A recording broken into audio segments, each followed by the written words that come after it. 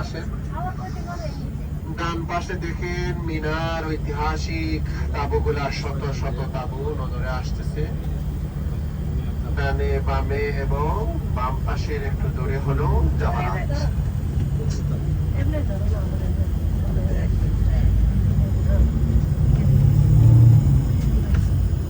আলহামদুলিল্লাহ, আমরা ঐতিহাসিক জায়গা সমূহ সম্পন্ন করে এখন যাইতেছি জাবালে নূর।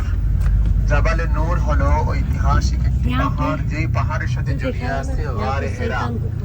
আর এই হেরা গুহার সাথেই আল্লাহর রাসূল সাল্লাল্লাহু আলাইহি ওয়াসাল্লামের অনেক কষ্টের স্মৃতি জড়িয়ে আছে, যেখানে আল্লাহর রাসূল ইবাদত, বন্দেগী, নামাজ, তাসবিহ, তাহলিল, তেলাওয়াত করতেন। আম্মা জানেরাও সেই জায়গার মধ্যে আসতেন, যাইতেন, এবং সাহাবায়ে কেরামগণও সেই জায়গার মধ্যে আল্লাহর রাসূলের সাথে সাক্ষাতে আসতেন। এই জায়গার মধ্যেই হযরত জিবরাইল আলাইহিস সালাতু ওয়াস সালাম আসছেন, এবং এই গুহার ভিতরেই কোরআন শরীফ নাজিলের সূচনা হয় প্রথম 5টি আয়াত দ্বারা। এই পাহাড়কে কোরআন নাজিলের পাহাড়ও বলা হয়, জাবালে নূর পাহাড়।